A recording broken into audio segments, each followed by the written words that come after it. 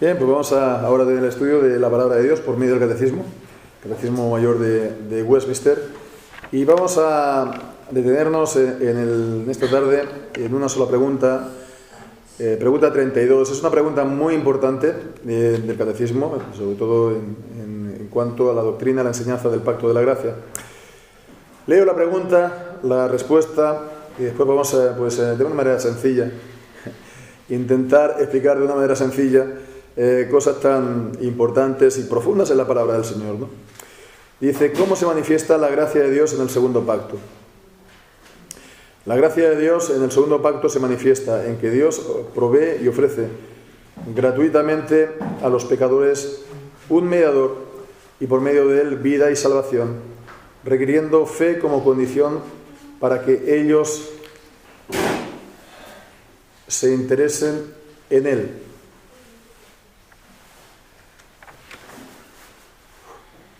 Requiriendo fe como condición para que ellos se interesen en él.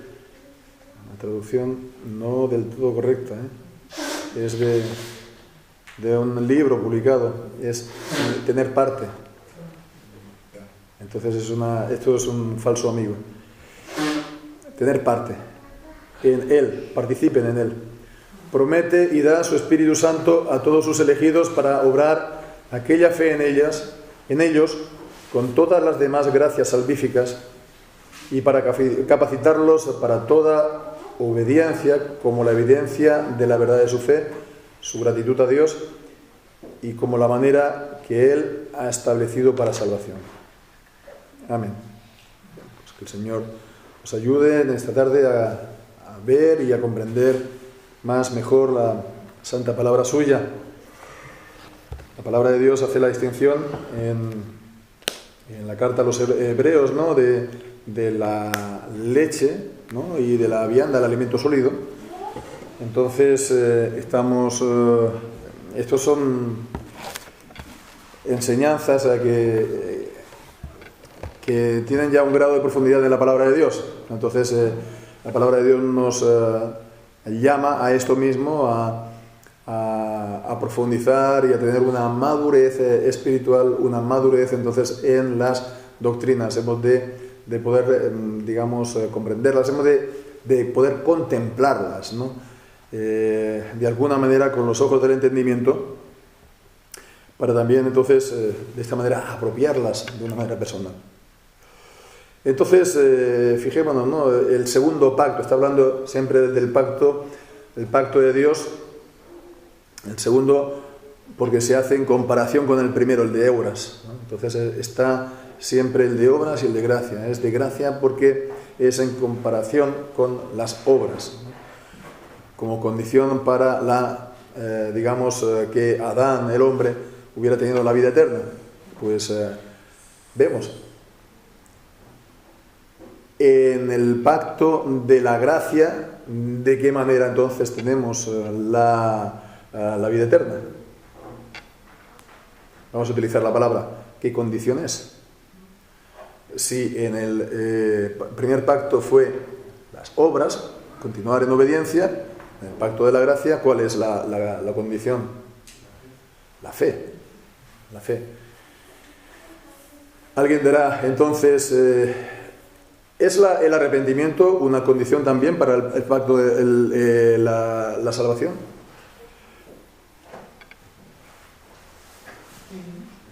¿Sí? ¿No? ¿No? ¿Sí?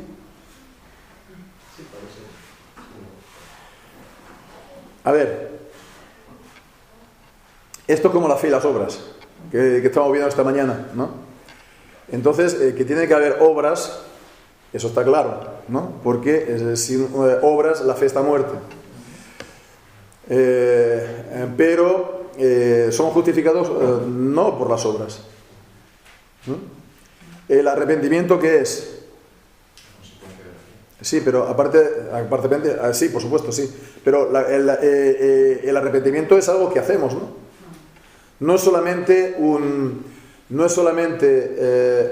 pesar, ¿no?, o el lamentarse, sino es también dejar de hacer algo para hacer otra cosa. Es decir, además el arrepentimiento es un proceso, ¿no?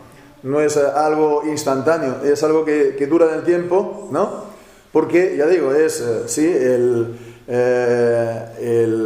la lamentación por el pecado, el lamentarse, ¿no? Pero está el dejar de hacer el pecado y hacer lo bueno, ¿no? Es como dice Isaías, ¿no? Dejar de hacer lo malo, hacer lo bueno. Sí. Una pregunta, ¿pero el arrepentimiento no es también una condición? Esta es la cuestión. Esta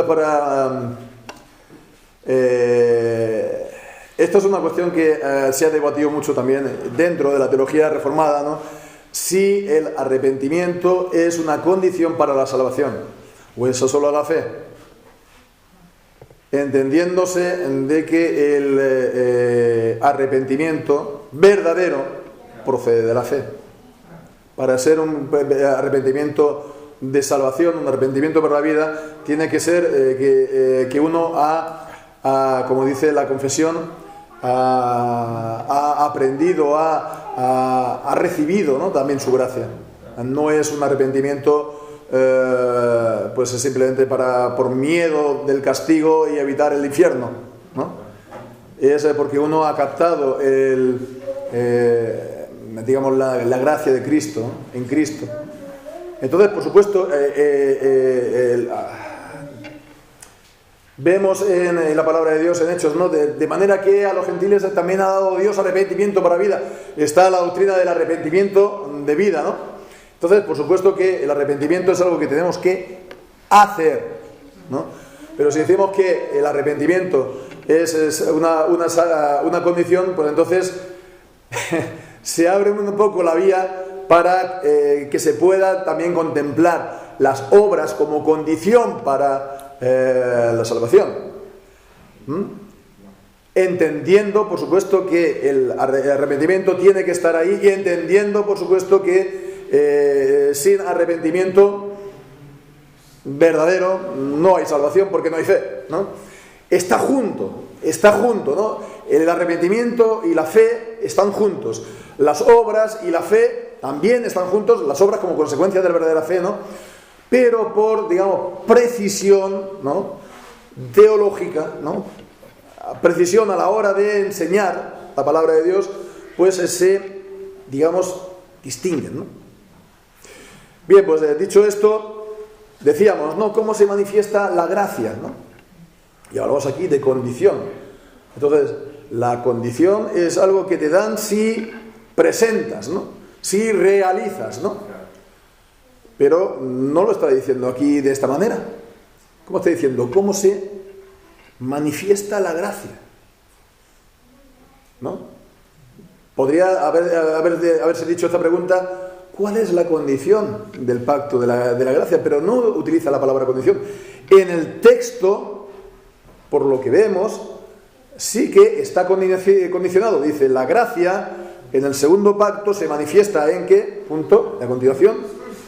Dios provee y ofrece gratuitamente a los pecadores un mediador.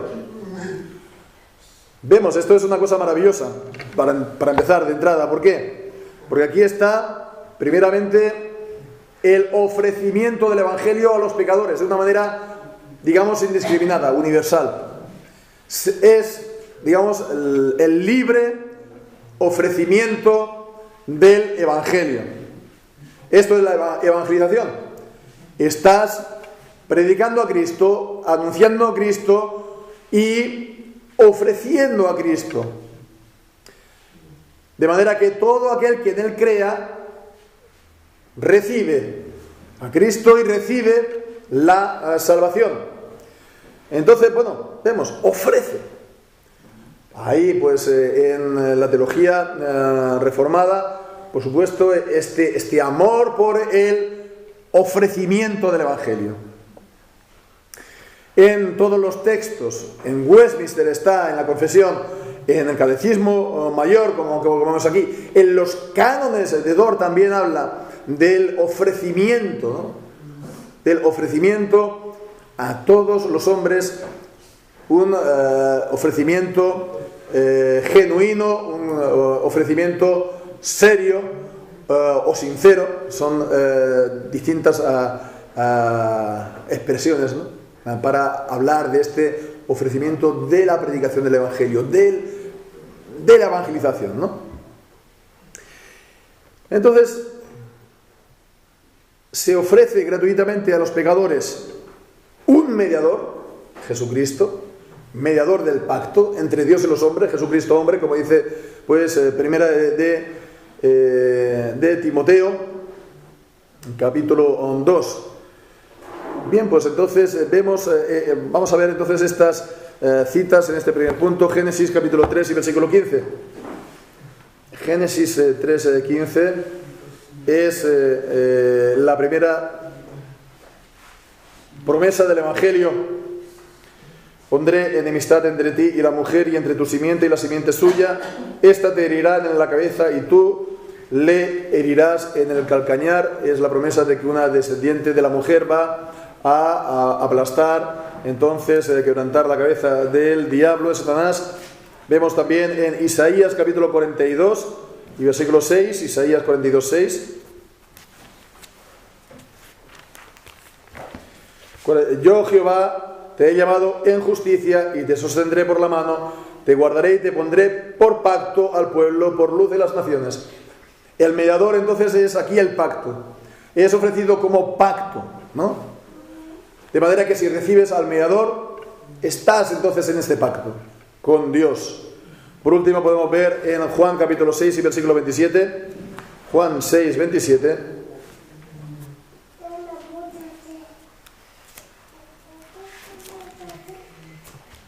Dice: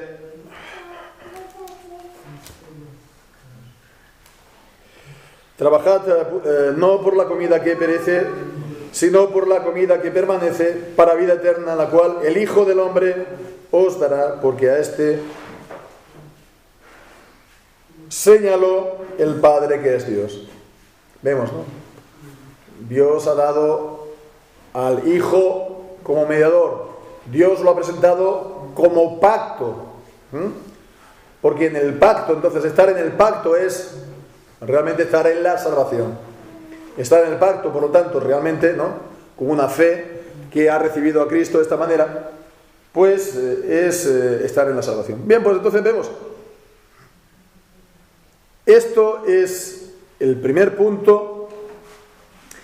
Por medio de él, la vida y la salvación, por esta salvación que él ha realizado, esta salvación que él vino, ¿no?, por la cual él vino y se encarnó, ¿no?, el Dios eterno, infinito, que tomó esta naturaleza humana, cuerpo y alma también, para llevar a cabo la obra de la salvación. Se ofrece esta salvación porque esta salvación está completa y realizada en Cristo. Con una sola ofrenda, Él ha hecho perfectos para siempre a los santificados. Bien, pues entonces, esta es el ofrecimiento del Evangelio, que no es algo vacío, que no es algo vano, que es algo que, si el que lo cree y lo recibe en su corazón realmente lo hace, ¿no?, cuando se predica el Evangelio como se hace, como lo hacemos, ¿no?, entonces uno está en el pacto, uno está en la salvación, ¿no? El Dios eterno está haciendo, y el Dios infinito está haciendo, llevando a cabo ahora la obra de la salvación de esta manera, por la predicación. Así que se cumple lo que dice Jesucristo, ¿no?, que lo que se ata en la tierra también será atado en los cielos. El que recibe ese mensaje hoy es salvo, es eternamente salvo en la presencia de Dios. Bien, pues dice a continuación: requiriendo de ellos, requiriendo fe como condición, utiliza la palabra, para que ellos se interesen en él. Bueno, participen en él, ¿no? Sería la correcta traducción. Para que ellos participen en él. Las citas aquí están todas tomadas del Evangelio de Juan, 3:16. Este lo conocemos, ¿verdad? Porque de tal manera amó Dios al mundo que ha dado a su Hijo unigénito para que todo aquel que en él crea no se pierda, mas tenga vida eterna. Entonces ha presentado otra vez a Cristo pues para esto, ¿no? Ofreciéndolo para que todo aquel que crea en él pues tenga vida eterna, ¿no? Así también Juan 1:12 dice: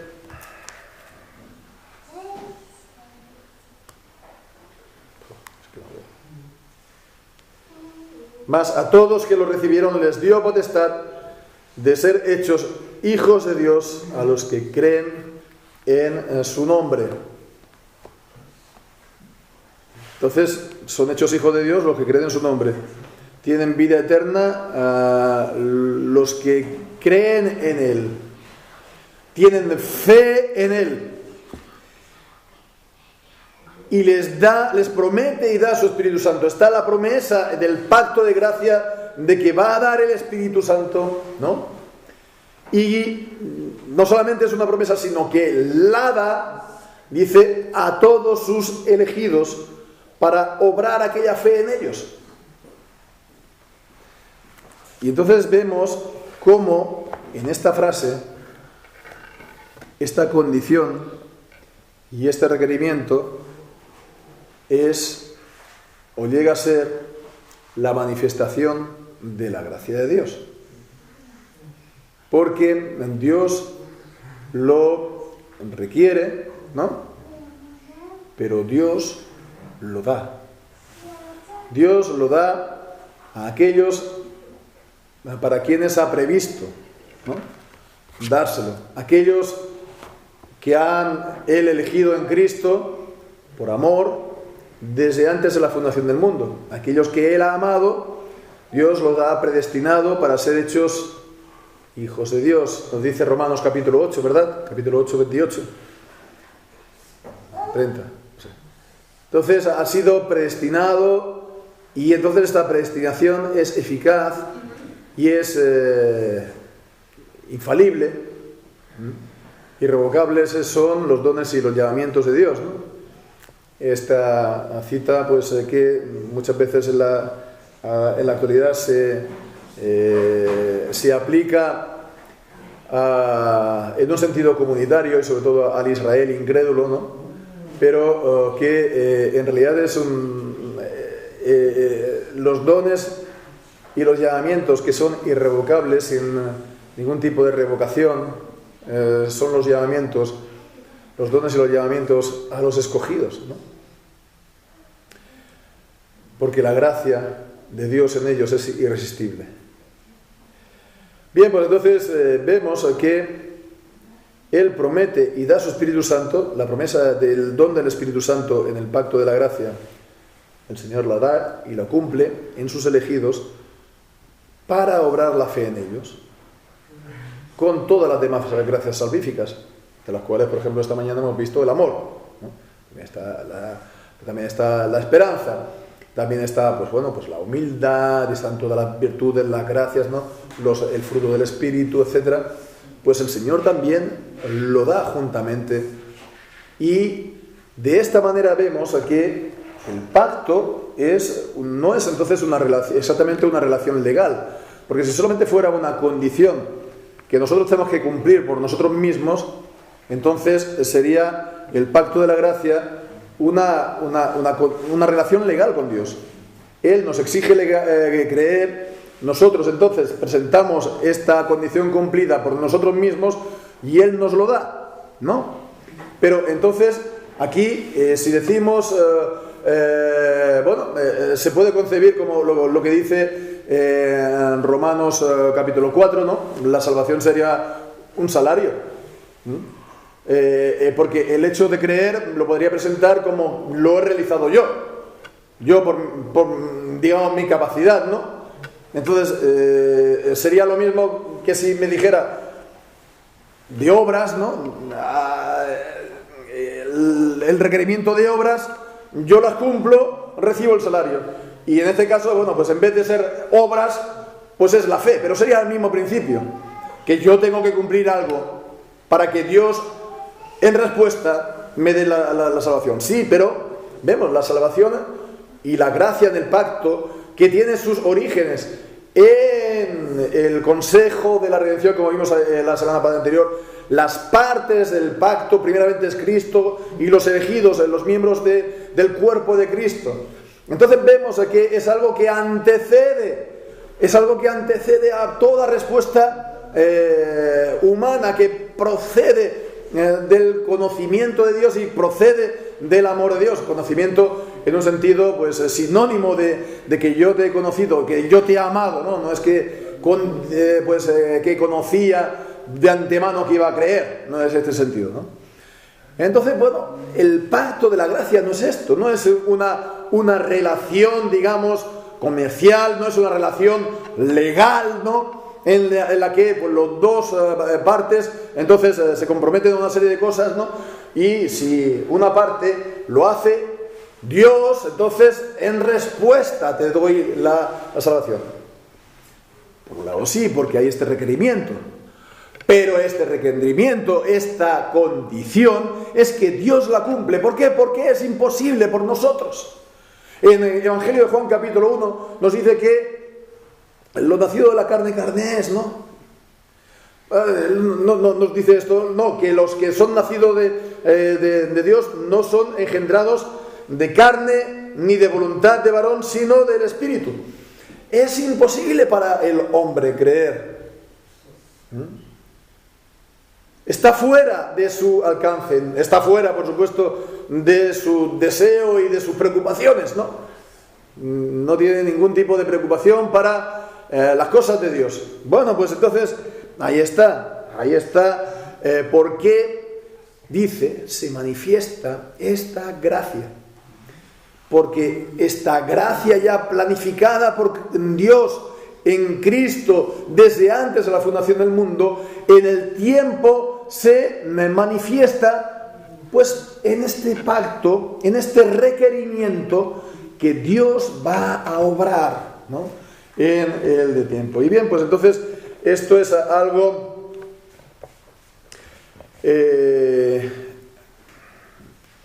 vamos a detenernos entonces aquí en este punto, porque entonces vemos de qué manera se puede, digamos, presentar el pacto de gracia de esta manera, en el tiempo, nosotros. No sé si me explico por dónde voy. Es decir, este pacto de la gracia que está concebido por Dios y que se cumple en sus elegidos y que Dios se encarga de realizar entonces en ellos lo que Él pide. Es por eso que también se habla del pacto de gracia en un sentido de la incondicionalidad. La incondicionalidad es que Dios, pues, por ejemplo, elige incondicionalmente, no lo hace, por lo tanto, pues, sobre la base de la condición de que yo crea, ¿no? Entonces, la incondicionalidad del pacto no es que se hace sobre la base de mi cumplimiento, sino que Dios ya ha decidido y ha comenzado a obrar antes que yo empiece a cumplirlo. Y si yo lo realizo y yo lo cumplo, es porque el Señor así lo hace.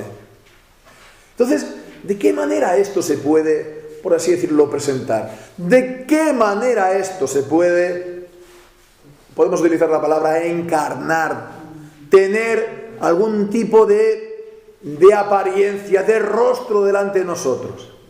¿No?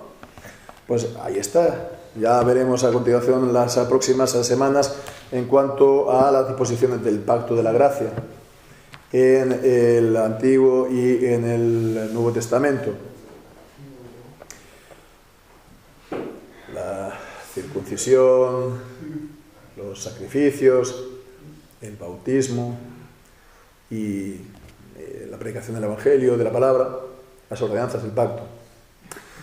Pero quiero decir que es por eso que en la historia Dios ha querido presentar, ¿verdad?, el pacto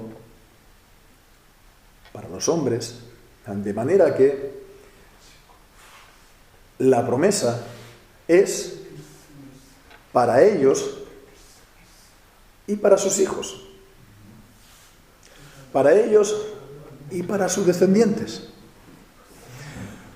Porque de esta manera los hijos de los creyentes son introducidos en el pacto, sobre la base, por supuesto, de la fe de los padres, pero no tanto sobre la base de su fe personal.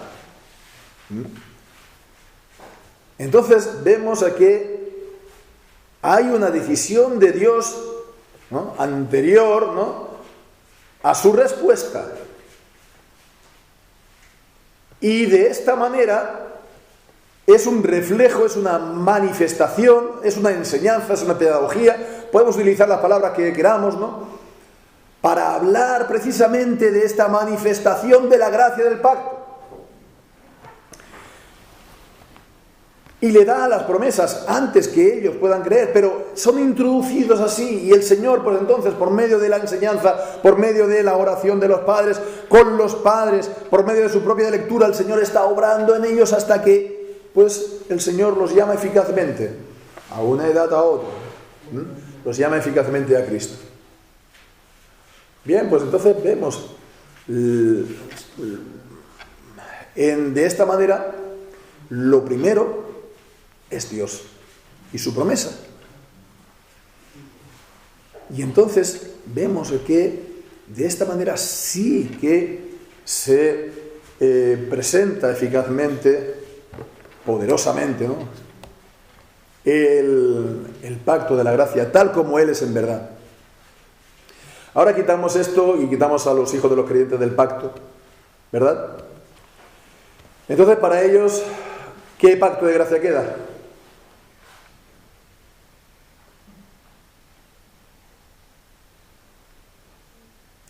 Silencio.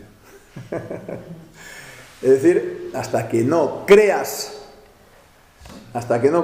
no eres verdaderamente del pueblo de Dios, ¿no? Hasta que no creas, te tienes que convertir, tienes que creer como si fuera algo que provenga de ti, ¿no? Bueno, pues entonces, esto, ya sé que los que tienen creyentes bautistas que tienen algún tipo de teología del pacto, pues a lo mejor lo negarán, pero si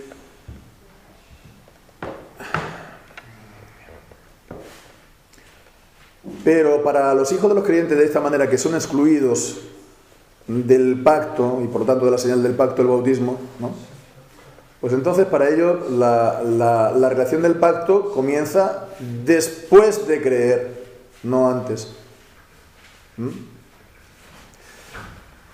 Pueden ser entonces sí elegidos o no, ¿no?, pero es algo que no pueden ellos basarse en ninguna promesa de Dios en el pacto, solamente, bueno, pues en que han creído, ¿no? Es la base realmente de su seguridad, o la base de que se puedan considerar en el pacto, que han creído. Es decir que en esta relación del pacto se puede decir que entras al pacto, pasas a formar parte del pacto por tu hecho de creer. Bueno, ellos dirán, es que te eligió Dios desde antes de la fundación del mundo. Vale, sí, estamos de acuerdo, y en esto estamos de acuerdo, en la doctrina de la elección. Pero ¿cómo se articula esta doctrina de la elección en la historia? Si es que se articula de alguna manera. ¿Cómo se visualiza? ¿Cómo se encarna? No hay entonces ningún instrumento, no hay entonces nada que muestre, que hable de esta elección. Evidentemente entonces esto acompañado por supuesto de las promesas de Dios, ¿no?, que estamos hablando, ¿no?, las promesas de Dios del Evangelio, la enseñanza, la predicación, etc., ¿no? Se tiene que ser también fiel en el pacto para que, quiero decir, los padres, para que de esta manera también los hijos pues, puedan tener pues, esta fe personal de ellos mismos, ¿no? Pero en fin, no sé si estoy explicando claramente el punto que querría explicar, ¿no? Por eso es necesario. Además de todas las enseñanzas que siempre estamos repitiendo acerca del pacto de Abraham, de Génesis 17, de la circuncisión, de Romanos 4:11, de la circuncisión como señal y sello de justicia, Colosenses, del bautismo como la circuncisión de Cristo, y de todos los pasajes del Nuevo Testamento que nos habla del bautismo, bueno, de cree y serás salvo tú y tu casa. Cree tú y tu casa. Entonces, bueno, ellos, digamos, lo entienden y dicen, no, tienes que creer tú y tu casa para ser salvo, ¿no? Pero no, lo que dice es, cree y serás salvo tú y tu casa. Es decir, la promesa de salvación es también extensiva a los de tu casa. O también los bautismos de las casas de los creyentes en 1 Corintios, o también que los hijos de los creyentes son federalmente santos, ¿no? En 1 Corintios 7. Todos estos son los base bíblica del bautismo de los niños. A partir de ella, pues, se saca como conclusión necesaria, buena, correcta y necesaria, el bautismo de los niños. Pero como se ve, poca gente hace caso, ¿no? Y lo presentas y poca gente hace caso. Bueno, pues probamos ahora de esta manera, de una manera un poco más, no voy a decir rebuscada, pero más al fondo, más un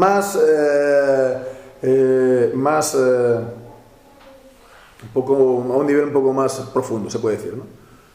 ¿Qué tipo de pacto tienes? ¿Qué tipo de pacto presentas?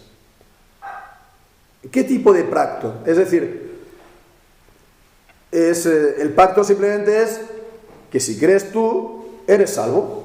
No hay entonces ninguna diferencia entre el pacto y la evangelización. ¿No? No hay ninguna diferencia. No hay ni más ni menos. Es exactamente igual. Mientras que Dios ha instituido en la historia el pacto de la gracia, de esta manera introduciendo a los hijos de los creyentes en el pacto para dar este poderoso mensaje acerca de su elección. Por supuesto, no estamos diciendo que todos los hijos de los creyentes sean elegidos, pero está este mensaje, podemos decir, Dios está hablando este mensaje de elección con ellos. Como también en el Antiguo Testamento hablaba este mensaje de la elección para todo el conjunto de la nación, de que yo os he elegido entre todas las naciones de la tierra, etcétera, etcétera, al pueblo de Israel, ¿no? Entonces vemos aquí de esta manera el pacto en la historia tiene una larga cadena que se retrocede en el tiempo, ¿verdad? Y pues llega hasta Dios y el consejo de la redención, ¿no? No está cortado, ¿no? Sino que por medio de esta institución de Dios, pues se manifiesta la gracia de esta manera. Incluso hay un reflejo de esta elección. ¿Por qué? Porque en aquellos que van a creer, ¿verdad? Creyeron, habiendo sido introducidos por Dios anteriormente en el pacto, creyeron cuando Dios en todos los días de su vida le había dicho la promesa: yo voy a ser tu Dios y el de tu descendencia también a ti, ¿no? Entonces vemos, aquel que verdaderamente recibe esa promesa sincera de Dios en el pacto, pues es como la pieza del puzzle, ¿no? que se queda perfectamente en su agujero, ¿no? En su lugar. Y de la otra manera, pues el pacto es una cosa, cuando se corta de esta manera, cuando se excluye a los hijos de los creyentes de esta manera, es algo etéreo. Es algo sin rostro, es algo pues que no tiene cuerpo, no tiene entidad. El pacto, al final, ya lo veremos más adelante en la doctrina de la Biblia y de la Reforma, se administra, el pacto se administra, mientras que en la concepción bautista del pacto, el pacto no se administra. Es una contradicción para ellos. No se administra y entonces es simplemente, si tú crees, entonces se manifiesta, se llega a ver que formas parte del pacto, pero no más. Pero en todo caso no se articula, no hay ninguna articulación, como vemos, de esta promesa. No sé si me explico, no sé si me lío, si la hora después de la comida es lo más apropiado para este tipo de... Pero yo creo que realmente cuando comprendemos esto también a la luz de toda la enseñanza que he dicho acerca del pacto y acerca del bautismo, pues tenemos que concluir, ¿no? ¿Quién puede impedir el agua a estos para ser bautizados, ¿no? Como vemos en tantas veces en el libro de los Hechos.